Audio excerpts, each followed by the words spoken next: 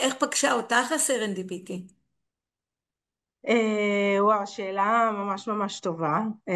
הסרנדיפיטי נדבר עליה עוד קצת בהמשך. אני אציג את עצמי, אני פסיכותרפיסטית, מדריכת הורים, ועוסקת בפיתוח ידע אה, והדרכה בעולמות התעסוקה, ואני עובדת בשלושת המרחבים שהזכרנו קודם, שאת ככה תיארת בהצגה שלי, של המעגל הפרטני, המשפחתי, החברתי, הקהילתי.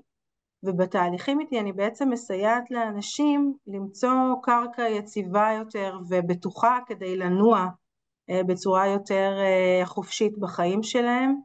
אנחנו בסביבה מורכבת, מלאת אי ודאויות וכאוטית, שבתוך הדבר הזה יש הרבה הרבה הרבה מקום לסרנדיפיטי אם רק מקשיבים ורק ערניים לכל האפשרויות, אבל המסעות האלה צריך לצאת מתוך מקום של ביטחון.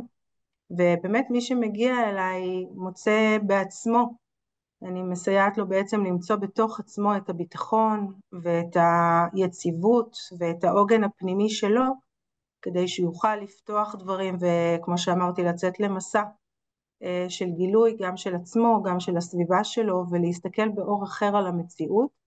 אנשים שמגיעים אליהם בדרך כלל מגיעים עם איזשהו כאב או עם איזשהו קושי, ובעצם משם אנחנו יוצאים מסע של מציאת עוגן של ביטחון ויציבות כדי לנוע בתוך הסביבה הלא ודאית שהיא החיים שלנו, ולצאת לעשות את זה ולמצוא חיים עם תחושת ערך ומשמעות יותר נשמע גדולה. מרתק.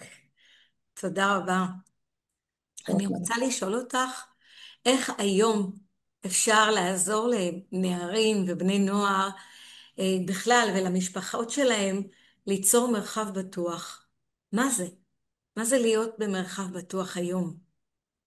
אז עבור משפחה, קודם כל, כמו שדיברתי, המעגלים הם מתרחבים, הם מתחילים מהפרט והמשפחה, אבל כאשר ילד נולד, אז המרחב הבטוח הראשוני שאמור להיות לו זה המשפחה שלו, ובעצם בהדרכת ההורים, שאני מתמקדת בהדרכת הורים למתבגרים, אבל בכלל בהדרכת הורים, המרחב הבטוח הוא ליצור לילד מקום שהוא ממנו יכול לצאת להתנסויות, וזה נעשה גם דרך התקשורת, בראש ובראשונה דרך תקשורת טובה ובניית מערכת יחסים טובה בין ההורים לבין עצמם ובין ההורים לילדים כמובן, ובהמשך לתת להם מרחבים להתנסויות ולעצמאות וללקיחת אחריות, שלכל ילד במשפחה זה לפי כמובן מה שמותאם לגיל שלו וליכולות שלו, אבל אני בעצם בהדרכה של ההורים אני עוזרת להם להבין קודם כל מה החזון ההורי שלהם, מה המטרות שלהם, לא רק איך הם היו רוצים שהבית היום יתנהל,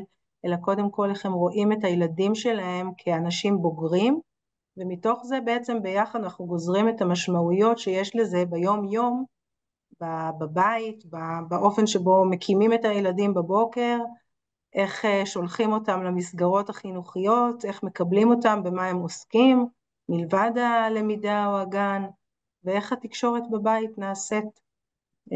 וזה המקום בעצם שבתוכו אני גם נותנת להורים ידע והבנה, כל גיל עם מה שמתאים לו. גיל ההתבגרות הוא גיל עם הרבה מאוד אתגרים, המשמעות שלנו כהורים משתנה, הסערות הפנימיות, אם אנחנו מדברים על יציבות פנימית בגיל ההתבגרות, הסערות הפנימיות לפעמים הרבה הרבה יותר גדולות מהסערות בחוץ, וצריך לייצר את האיזון ואת הוויסות, ובהדרכת ההורים אני עוזרת להם להבין איך הם יכולים להיות שם גם כמנהיגים וגם כעוגן עבור הילדים שלהם, עם הרבה התנסויות של סביבה בטוחה והרבה טעויות בתוך מקום אוהב, בטוח ומאפשר.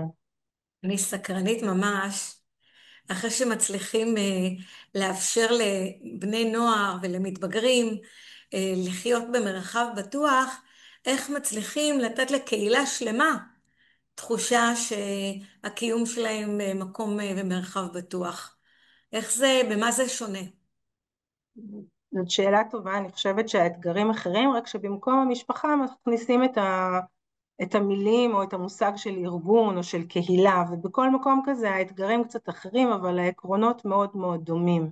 אנחנו רוצים לאפשר ולייצר תקשורת בין התושבים או בין העובדים באותו ארגון, לייצר תקשורת טובה ומיטיבה, שזה נכון גם למנהלים כמובן, וגם לעובדים בינם לבין עצמם, וליצור סביבה שהיא מאפשרת חדשנות ויצירתיות, מתוך המקום גם של תקשורת, אבל גם של מציאת היציבות והביטחון והיכולות, לראות כל עובד, כל אדם עם היכולות שלו.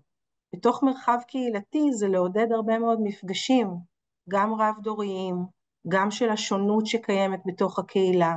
כמובן לזכור שהמרחבים האלה צריכים גם להרגיש בטוחים ונעימים מבחינת המרחב הפיזי, אני לא מומחית בזה, אבל שיהיו מוארים, שיהיו מזמינים, שיהיו באמת מקומות שהם נגישים ונעימים לחברי אותה קהילה.